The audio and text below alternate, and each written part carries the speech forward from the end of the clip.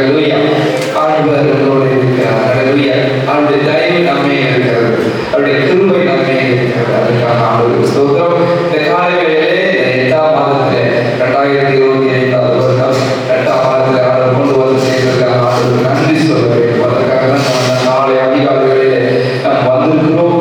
ஆண்டவரை நாம் மகிமைப்படுவதாக. இந்த காலை வேளையிலே ஆண்டவரை நோக்கி நாம் பார்க்கும்போது ஆண்டவர் நம்மை பார்க்கிற தேவனாக இருக்கிறார். அப்படி நம்முடைய வாழ்க்கையிலே செய்ய வேண்டிய காரியத்தை அவர் எல்லாவற்றையும் செய்கிற தேவனாக இருக்கிறார். இந்த மாதத்துல கூட ஆண்டவர் நம்மோடு பேச நினைப்பது என்னவென்றால், ஒரு பிள்ளையை ஆண்டவர் பார்ப்பது போல பார்க்க விரும்புகிறார். எடுத்துக்காட்டாக சொல்லணும்னா, நம்ம குழந்தை பிறகு முதல்ல குழந்தை பிறந்தவங்க என்ன செய்யணும் அப்படின்னா, அவங்கள சில நேரம் என்ன செய்வோம், டிவி பார்ப்போம் இல்லையா? பிள்ளைங்க ரொம்ப சேட்டை பண்ணும்போது கொஞ்சம் டிவி பார்ப்போம். அப்போ அந்த குழந்தை வந்து டிவி பார்க்கும்போது அதோட எண்ணம் எப்படி இருக்கும்? டிவியில கார்ட்டூன் ஓடிட்டு இருக்கு. அதோட என்ன இருக்கும்? அந்த டிவிக்குள்ள யார் இருக்கா? ஆட்கள் வந்து என்ன செய்யறாங்க? அது வந்து செய்யறாங்க. இப்ப நம்ம நேரடியா பார்த்து நம்ம அதை வந்து எப்படி நம்ம செய்யறோமோ அதே மாதிரி டிவிக்குள்ள பார்த்து என்ன செய்யறாங்க? செய்யறாங்க. அவங்க நினைப்பாங்க. ஏன்? அவங்களோட வயது அது. அதனால அவங்க நினைப்பாங்க டிவிக்குள்ள எல்லாமே இருக்குது, அப்ப அந்த டிவிக்குள்ள தான் எல்லாமே செயல்படுது அப்படின்னு அவங்க நினைப்பாங்க. அப்புறம் கொஞ்ச நாள் ஆகுது, வளர்றாங்க. வளரும் போது அவன்கிட்ட அதே கேள்வி கேட்ட என்ன சொல்லுவானா? டிவிக்குள்ள ஆகுதுன்னு சொன்னாங்க சொல்லுவானா? என்ன சொல்லுவாங்க? என்னப்பா நீ என்ன சொல்லலாம்னு சொல்லுவான். நம்ம முதல்ல சொல்லும்போது கேட்போம், ஆனா வயசு வரும்போது என்ன செய்யறாங்க? அவன் கேட்கிறான், அது எப்படி டிவிக்குள்ள ஆகுது? அது வந்து அவங்க செய்யறாங்க, அதனால இங்க வருது அப்படின்னு சொல்லுவோம்.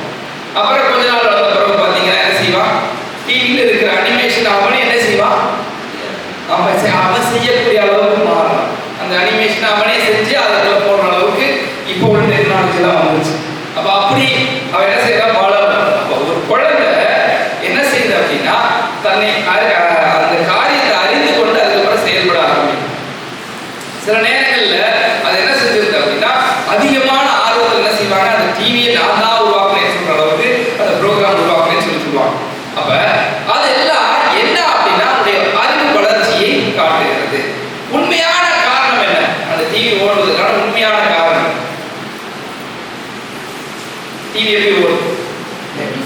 மின்சாரத்துல கரண்ட் இருக்கிறதுனால அந்த சப்ளை என்ன செய்யுது? அங்கிருந்து வந்து அந்த டிவி ஓடக்கூடிய தன்மையில இருக்கு.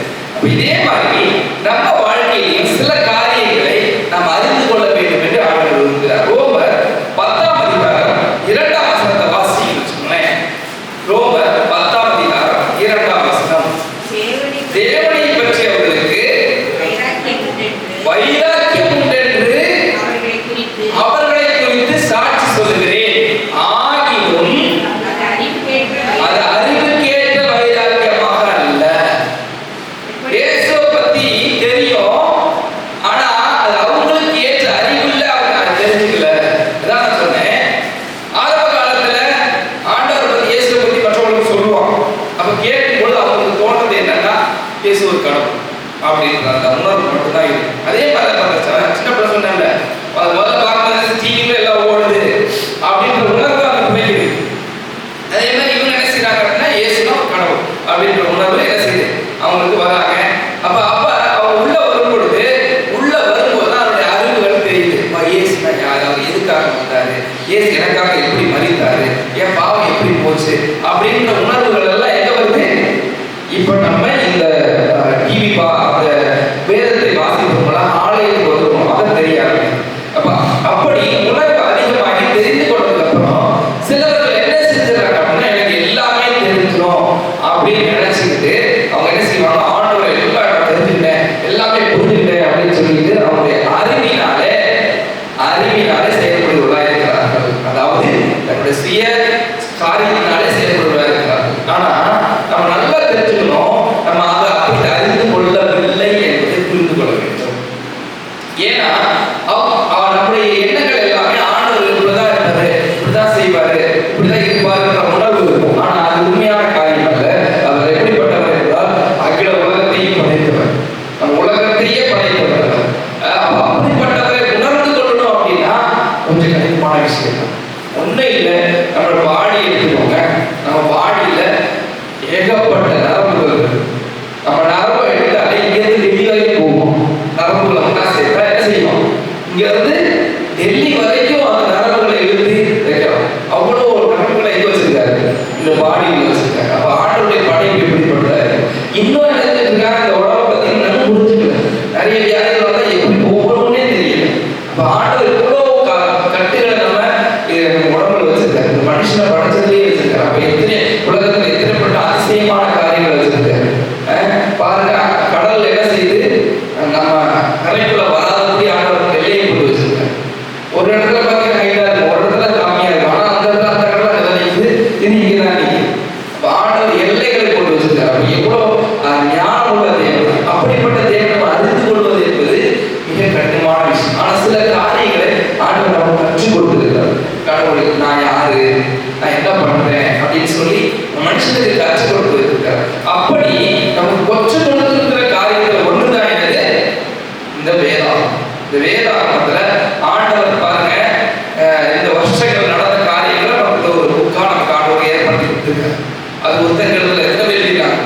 கிட்டத்தட்ட 40 எழுத்தாளர்களுக்கு மேல எழுதிருக்காங்க. அதுவும் அதில் ஒரே நாள் உட்காந்துருந்தாங்களா? அந்தந்த காலத்திலே அப்பப்போ என்ன செஞ்சாங்க? ஆண்டவர் ஒரு தீர்க்கதரிசியை ஏற்படுத்தி இதை எழுதி வச்சார். எதற்காக இதை எழுதி வச்சார் அப்படின்னா, தான் யாரு அப்படிங்கிறத மனுஷனை தெரிஞ்சுக்கணும் அப்படிங்கிறதுக்காக தான் இந்த வேதாகமத்தை ஏற்படுத்தி வைத்தார். அப்ப நம்ம என்ன நினைச்சுக்கிறோம்? இந்த வேதத்தை படிச்சுட்டு இது எல்லாமே தெரிஞ்சுக்க நிறைய பேர் புரிஞ்சுக்கிறாங்க. அப்படி இல்லை. பாருங்க, 1 கொரிந்தியர் 8ஆம் அதிகாரம் 2ஆம் வசனத்துல நீங்க வாசிச்சு பார்த்தீங்கன்னா தெரியும். பாருங்க, 1 கொரிந்தியர் 8ஆம் அதிகாரம் 2ஆம் வசனம். ஒருவன் தான் ஏதேனும் ஒன்றை அறிந்து கொண்டேன் என்று எண்ணிக்கொள்வானானால் ஒன்றையும் அறிய வேண்டிய பிரகாரமாக அவன் இன்னும் அறியவில்லை. கவனிச்சுங்களா? அப்ப ஆண்டவரை அறியக்கூடிய பிரகாரமா என்ன செய்யல? அறிய. உலகத்துல மனுஷன் அப்படிதான் இருக்கான். கடவுளை அறிஞ்சுக்கிட்டோம்னு நினைக்கிறான். ஆனா எதையும் என்ன செய்யுது? அறியக்கூடிய முறையில் என்ன செய்யல? அறிந்து கொள்கிறாங்க. அப்ப ஆண்டவர் சபையை ஏற்படுத்தி என்னை பற்றியான காரியங்களை நீங்க அறிந்து கொள்ள வேண்டும் என்று சபையை ஏற்படுத்தி வைத்திருக்கிறார். இந்த சபையின் மூலமாக ஆண்டவர் எப்படிப்பட்டவர், அவர் என்ன நம்மளுடைய எதிர்பார்க்கிறார், நம்ம அவருக்கு எப்படி இருக்க வேண்டும், எல்லாவற்றையும் நம்ம கற்றுக் கொடுக்கிறார். அதற்காக தான் சபையை உருவாக்கிறார். உலகத்தில் உள்ளவங்க அது தெரியல. ஏன்னா அவன் சின்ன பிள்ளை என்ன செய்யுது? டிவியை பார்க்கும்போது அது நினைக்குது டிவிக்குள்ள எல்லாம் நடக்குது. ஆனா வளரும்போது என்ன செய்யுது? அந்த டிவியில் உள்ள காரியங்கள் வேறொருத்தரால் செய்யப்பட்டு அனுப்பப்படுகிறது அப்படிங்கிறத புரிந்து கொள்ள முடியும். அப்புறம் என்ன செய்ய முடியுது? இது நம்மளும் அந்த காரியங்களை செய்ய முடியலாம் அப்படின்றத அது புரிந்து கொள்ள முடியுது. அப்ப அந்த குழந்தை வளரதான் அது என்ன செய்யுது? அந்த காரியங்கள் புரிந்து. அதே மாதிரிதான் உலகத்தில் இருக்கிறவர்கள் கடவுளை அறிந்து கொள்ள வேண்டும் என்றால் ஆண்டவர் சில பாதைகளை வைத்திருக்கிறார். நானே வழியும் சத்தியமும் ஜீவனுமாய் இருக்கிறேன் என்று சொல்லி 2025 வருஷத்துக்கு முன்னாடி உலகத்துல மனுஷனாக பிறந்து மனுஷனாக வாழ்ந்து மனுஷனுக்காகவே உயிரை கொடுத்த ஒரே கடவுள் இயேசு கிறிஸ்து என்ன செய்தார் அப்படின்னா, நம்ம அவருடைய பிள்ளையாக மாற்றுவதற்காக சில வழிகளை ஏற்படுத்தி கொடுத்திருக்கிறார். அந்த வழிகளை நம்ம அறிந்து கொள்ளும் பொழுது நம்ம அவரை அறிந்து கொள்ள முடியும். நேகர் என்ன செய்கிறாங்க அப்படின்னா, இயேசு வந்து பேசினாலே வந்துடலாம் அப்படின்னு அவர் கேட்கிற தேவன் தான். ஆனா அவர் சில காரியங்களை வைத்திருக்கிறார். இந்த பாதையில நடந்து செல்லாத என்ன செய்ய முடியும்? அதுல ஜெயிக்க முடியும். இப்ப எடுத்துக்காட்டா சொல்லணும்னா, ஒரு ஓட்டப்பந்தயத்துக்கு போனோம் அப்படின்னா நேரா வீட்டுல இருந்துச்சு நேரா என்ன செய்ய போக முடியாது. அது ஓட்டப்பந்தயத்துல இருந்து ஓடிட முடியாது. அதற்கு சில ரூல்ஸ் வச்சிருக்காங்க. இங்க போனோம், முதல்ல என்ன செய்யணும்? உங்க மாவட்டத்துக்குள்ள விளையாடணும், அடுத்தது உங்க மாநிலத்தில் விளையாடணும், அந்த மாநிலத்தில் ஜெயிச்சு அடுத்தது வரணும், சர்வதேச வரணும், ஒரு வீட்டுல வரணும், சர்வதேச விளையாடணும். அதுல பாயிண்ட்ஸ் நிறைய வரும்போது எங்க விளையாட முடியும்? ஒரு வீட்டுல விளையாடணும். அப்படி சில ரூல்ஸ்களை வச்சிருக்காங்க. அப்ப இந்த உலகத்தில் இருக்கிற காரியங்களே சில ரூல்ஸ்கள் வச்சிருக்காங்க. இதை செஞ்சாலும் அதை செய்ய முடியும் அப்படின்னு. அப்ப அதேதான் ஆண்டவர் சில காரியங்களை இந்த பல்லவ ராஜ்யத்துக்கு ஏற்படியா மாறுறதுக்கு வச்சிருக்கிறார். அப்ப அந்த காரியங்களை நிறைவேற்றினால்தான், அதை அறிந்து கொண்டாதான் நம்ம அந்த பாதைக்குள்ள கடந்து செல்ல முடியும். நானே வழி சத்தியமும் ஜீவனமா இருக்கேன்னு அப்படி சொல்லியிருக்காரு. அந்த வழி எப்படி இருக்கும்? அந்த ஜீவன் எப்படி இருக்கும்? யோவான் 14ஆம் அதிகாரத்துல ஆண்டவர் சொல்லியிருக்காரு, நானே வழி சத்தியம் ஜீவன் சொல்லியிருக்காரு. அவர் பாத்தீங்கன்னா எப்படி என் வழி இருக்கும்? நான் எப்படி நீங்க எங்க போறீங்க எனக்கு தெரியாது, உங்க வழி எனக்கு எப்படி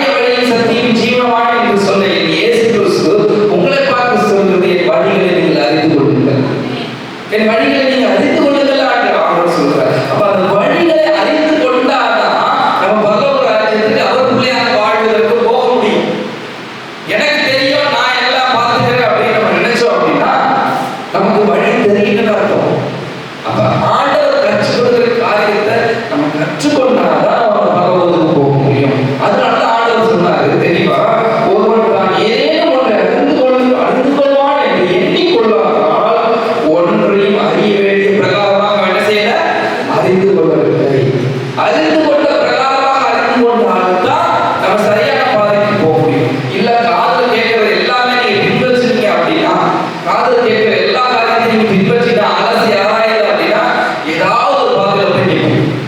அதனாலதான் ஆண்டவர் சபைகளை ஏற்படுத்தி இருக்கிறார். சரியான சபையாக தேர்ந்தெடுக்க வேண்டும். சத்தியத்தை சத்தியமாக அறிவிக்கிற சபைகளை நீங்கள் புரிந்து கொள்ள வேண்டும். சத்தியத்தை சத்திய வார்த்தைகளாக கேட்டு இது சத்தியம் என்பதை புரிந்து கொள்ள வேண்டும். அதனால இது சத்தியம் சத்தியம் சத்தியம். அதுதான் சத்தியம். ஆண்டவர் யோவான் எழுதிட்டாரு 14ஆம் அதிகாரத்துல வாசிக்கிறேன். யோவான் 14ஆம் அதிகாரம் 3வது வசனத்தை வாசிங்க. நான் போய் உங்களுக்காக ஸ்தலத்தை ஆயத்தம் பண்ண பின்பு நான் இருக்கிற இடத்துல நீங்களும் இருக்கும்படியாக நான் மறுபடியும் வந்து உங்களை என்னிடத்திலே சேர்த்துக் கொள்ளுகிறேன்.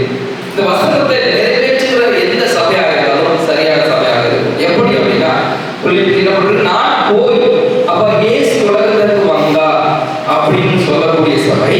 அடுத்தது நான் போய் போது அவர் நமக்காக மரித்து ரத்தம் சிந்தி அந்த ரத்தம் நம்முடைய பாவங்களை மன்னிக்கிறது என்று புரிந்து கொள்ளக்கூடிய சபையாக இருக்க வேண்டும். அடுத்ததாக அதன்படி இயேசு சொன்னபடி வாழ்கிற சபையாக இருக்க வேண்டும்.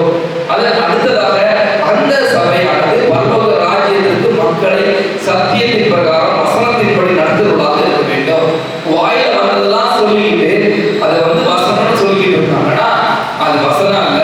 அவள் அறிந்து கொள்ளுகிற விதமாக அறிந்து கொள்ளவில்லை.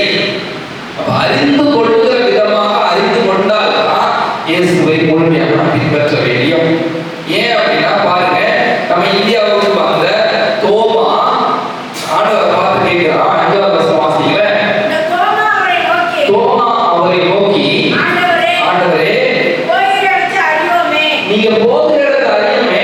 வழி எப்படி தெரியும்? நீங்க போறதே தெரியாது, எப்படி போறீங்க, வழி உங்களுக்கு எப்படி தெரியும் அப்படின்னு ஆண்டவர் சொல்றார். அந்த தோமா, அதாவது நம்முடைய சென்னையில வந்து தோமஸ் மவுண்ட் எல்லாருமே கேள்விப்பட்டிருப்பீங்க. அந்த தோமஸ் மவுண்ட்ல வந்து மறித்த இயேசுடைய சீஷர் சொன்ன வார்த்தை தான் இந்த வார்த்தை. என்ன அப்படின்னா, ஆண்டவரே நீ போகிற இடத்தை அறியோமே, நீ போறதை எங்களுக்கு தெரியாது, வழி எங்களுக்கு தெரியும் அப்படின்னு கேட்டதுக்கு 6வது வசனத்துல ஆண்டவர் சரியான பதில் சொல்றாரு. பாருங்க, அதற்கு இயேசு நானே வழியும் சத்தியமும் ஜீவனுமாய் இருக்கிறேன், என்னை அல்லாமல் ஒருவரும் பிதாவினிடத்தில் அந்த பரலோக ராஜ்யத்திற்கு பிரவேசிக்க முடியாது. அப்ப ஆண்டவரை அறிந்து கொள்ள வேண்டும் என்பதையாக நாம் அறிந்து கொள்ள வேண்டும். அவர் எப்படிப்பட்டவர்? அன்பானவர், பாசமானவர். ஆனா அவர்களுக்கு சில பாதைகளை வைத்திருக்கிறார். சபைக்கு ஞாயிற்றுக்கிழமை என்ன செய்யணும்? ஆராதிக்க செல்ல வேண்டும். அவருடைய வசனங்கள் என்ன செய்யணும்? வாசிக்க வேண்டும், ஜெபிக்க வேண்டும். இந்த 3 பாதைகள் ஆண்டவர் வைத்திருக்கிற காரியம். இதை நம்ம சரியாக செய்து விட்டோம் என்றால் இந்த பாதையை நம்ம அறிந்து கொள்ள முடியும். இல்லை அப்படின்னா அறிந்து கொண்ட விதமாக நினைச்சுக்கிட்டு நிறைய பேர் என்ன ஆவாங்க அப்படின்றதா இந்த ரோமர் 10ஆம் அதிகாரம் 2ஆம் வசனத்துல வாசிக்கிறோம். தேவனை பற்றி அவர்களுக்கு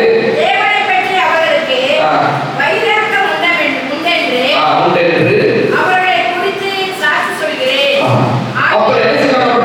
ஆண்டவரை அறிந்து கொள்வாங்க, சபைக்கு வருவாங்க, அவங்க என்ன செய்வாங்க? இயேசு அறிந்து கொள்வாங்க. ஆனா அவங்க இன்னும் ஆண்டவர் பற்றியான தன்மைகள் அவர் எப்படிப்பட்டவர்கள் அறியாமலே வைராக்கியமா இருக்கிறேன்னு நினைச்சிட்டு விழுந்துபவர்களா இருக்கிறார். நிறைய நேரங்கள் அப்படிதான் நடக்குது. தச்சுக்கு வருவாங்க, ஆண்டவர் கொடுக்குற காரியத்தை ஆண்டவர் உண்மையான தெய்வம் தெரிஞ்சுக்குவாங்க. அவர் என்ன செய்வாரு? குழந்தையை கொடுப்பாரு, அவர் பொருளாதாரத்தை கொடுப்பாரு, வசதிகளை கொடுப்பாரு அப்படின்னு நினைச்சுக்கிட்டு உலகத்துக்குள்ள இருந்து என்ன செய்வாங்க? ஆண்டவர் வழியை தேடி வந்திருப்பாங்க. ஆனா அந்த காரியம் நடக்கலைன்னா, அந்த காரியம் அந்த இது செய்யலைன்னா, அந்த காரியம் அவங்களுக்கு நடைபெறல அப்படின்னா உடனே என்ன செஞ்சிருவாங்க அப்படின்னா பின்மாறி போயிடுவாங்க. ஆண்டவர் அப்படிப்பட்டவர்களை விரும்புகிறது. அவர் எப்படிப்பட்டவர்கள்? உலகத்துக்கு வெளியில இருந்து என்ன செய்வாங்க அப்படின்னா எல்லா காரியத்தையும் பெற்றுக்கொள்ளணும்னு நினைக்கிறாங்க. அப்ப ஆண்டவர்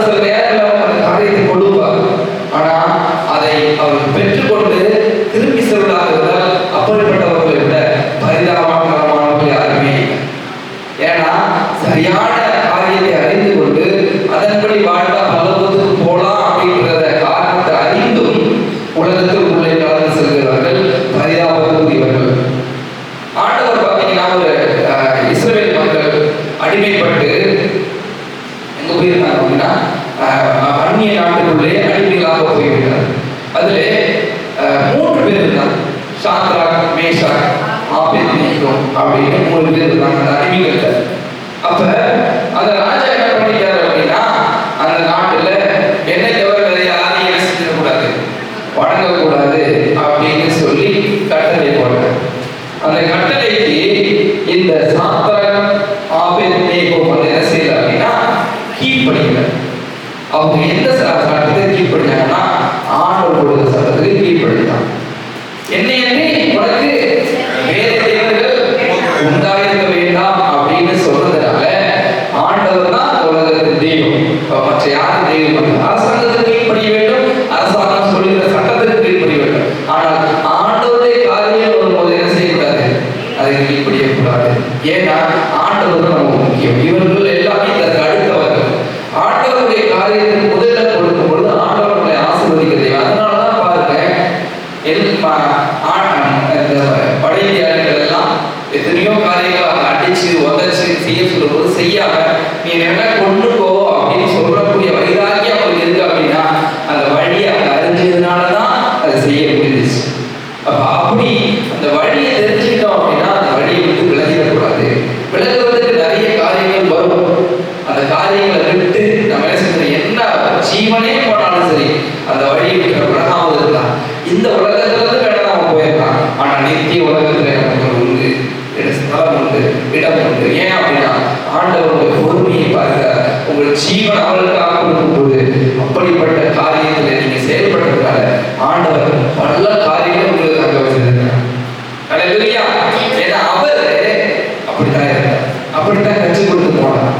என்ன செய்யறாரு, அவர் அடிச்சாங்க, உடைச்சாங்க, அவருடைய சிலுவையில் அரைச்சாங்க. அவர் என்ன பண்ணாரு, இவர்களை மன்னிங்க ஆண்டவரே அப்படின்னு சொல்லி ஆண்டவர்கிட்ட தன்னுடைய பிதாவிற்கு ஜெபிக்கிறவராக இருக்கிறார். அப்ப நம்மளும் அவருக்குள்ளேயாக இருக்கிறோம், இயேசுக்குள்ளேயாக இருக்கிறோம். அப்ப அந்த காரியத்தை நம்ம கற்றுக்கொள்ளும் பொழுது எந்த காரியம் வந்தாலும் நாம் விட்டு விலக மாட்டாளரே சொல்லி பிடிக்கும் பொழுது ஆண்டவர் அந்த காரியத்துக்கு ஏற்ற பலனை இந்த உலகத்துல கிடைக்கிறதோ இல்லையோ பரலோகத்துல கண்டிப்பா என்ன செய்யும், கிடைக்கும். அப்ப ஆண்டவர் கொடுக்கிற அந்த வைராக்கியத்தை பெற்றுக்கொள்வதாக இருக்கணும்.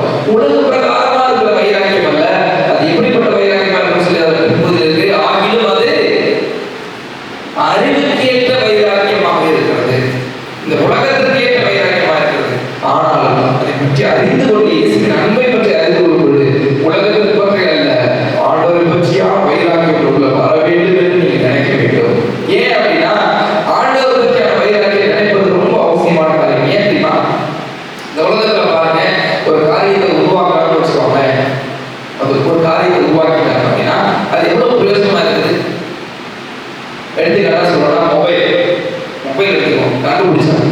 அந்த மொபைல் பார்த்தீங்கன்னா ஆதி காலத்துல எப்படி இருந்துச்சு, செங்கல் மாதிரி ரொம்ப பெருசா பார்த்து அதுதான் ஆரம்பத்தில் இருக்கிற மொபைல்.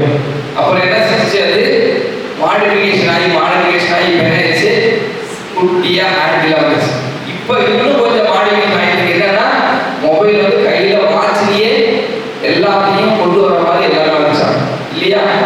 இப்போ என்ன செய்யறாங்கன்னா இதுலயே இல்லை, காதுக்குள்ளேயே என்ன செய்யறாங்க, சின்ன கருவியை வச்சு அதுலேயே எல்லாமே என்ன செய்ய நடக்குது. இன்னும் கொஞ்சம் காலத்துல மனுஷன் உடம்புக்குள்ளேயே வச்சிருவோம், சிப்பா வச்சிருவோம். சிப்பா வச்சு நீங்க என்ன யோசிச்சாலும் அது தானா செய்யக்கூடிய அளவுக்கு உங்க கண்கள்ல எல்லாத்தையும் வச்சிருவோம். அப்ப அப்படி அது வளர்ச்சி அடைந்துட்டே வருது.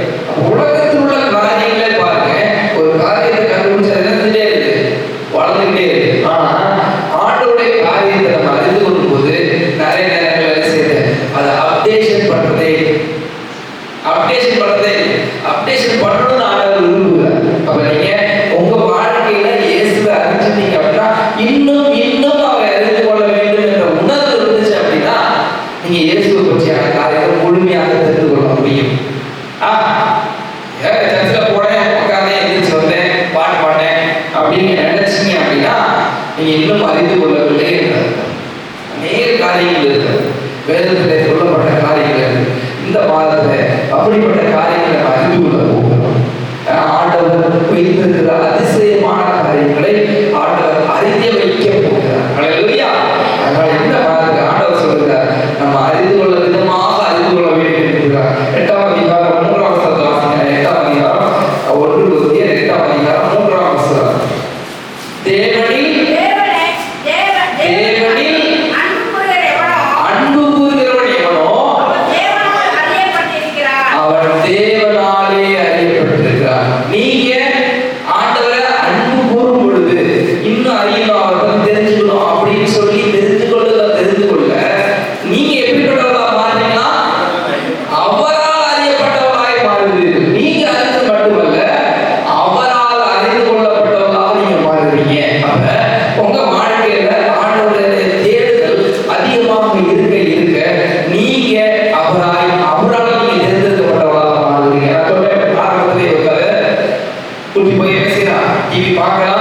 இப்ப அப்ப அதுக்குள்ள இருக்குன்னு தெரியலாம். ஆனா அவன் வளர்ந்து பெரிய அளவுக்கு என்ன செய்யறான், அந்த டிவியோட அனிமேஷனை இவன் செய்து போடக்கூடிய அளவுக்கு என்ன செய்யறான், மாறுறான். அப்ப அவனுடைய வளர்ச்சி என்ன செய்யுது, அந்த எண்ணங்கள் என்ன செய்து அவனை கொண்டு போகும். அப்ப அதே மாதிரி நம்ம வாழ்க்கையிலையும் ஆண்டவரை பற்றி அறிந்து ரசிக்கப்பட்டு பகவத ராஜ்யத்துக்கு பிரச்சனையாக வந்துருவீங்க.